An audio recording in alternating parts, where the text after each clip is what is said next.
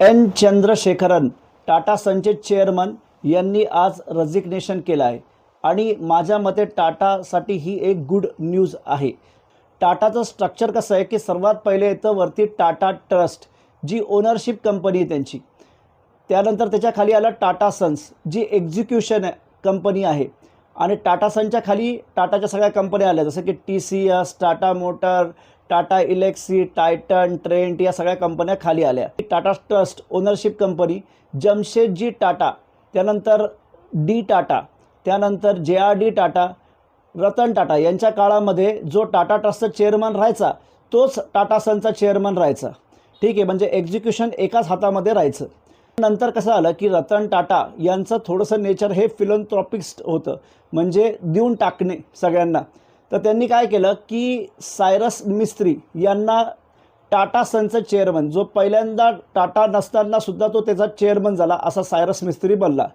पण सायरस मिस्त्रीच्या काळामध्ये थोडासा एअर इंडियाचा इश्यू आला, घोटाळा आला, वॉटेवर, आणि नंतर परत रतन टाटा हे त्याचे चेअरमन बनले। पण त्यानंतर ते म्हातारे झालेले होते, तर ते फक्त 1-1.5 वर्ष राहिले, आणि नंतर रोल आला हा एन चंद्रशेखरन, ज्यांनी आज रिझाईन टाकलेलं आहे त्यांचा।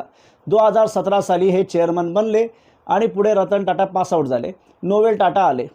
आता नोवेल टाटाला झालं असं की यार चेअरमन टाटा सन जे एक्झिक्युशन आहे तो तर टाटाचाच व्यक्ती पाहिजे, पण होऊ काय लागला की आता चंद्रशेखरन, सायरस मिस्त्री हे पण त्यांची एक डॉमिनेशन दाखवू लागले, आणि त्यांचं म्हणणं असं की भाई टाटा सनला तुम्ही एक लिस्टेड कंपनी बनवा, रादर दॅन अनलिस्टेड तिला स्टॉक मार्केटवर डायरेक्ट लिस्ट करा, जे नोवेल टाटाला मान्य नाही, त्यांना काय कोणालाच मान्य होणार नाही ही गोष्ट।